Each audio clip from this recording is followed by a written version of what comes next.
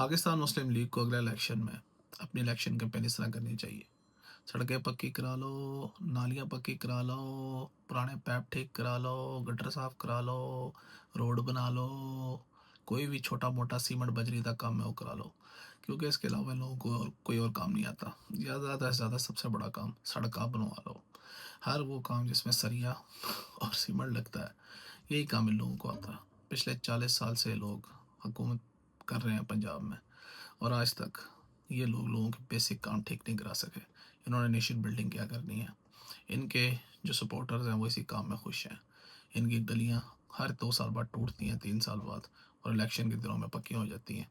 और ये खड़े होके जनाब तो उसके साथ तस्वीर उतरवाते और कहते हैं मियाँ साहब भी आंदे ने जब काम होता है। अपनी नालियाँ, सड़कों, गटरों से बाहर निकलो, ताकि तुम्हारे दिमाग का गटर भी साफ हो। पाकिस्तान के बारे में सोचो, बगैर तो महलों से निकल के।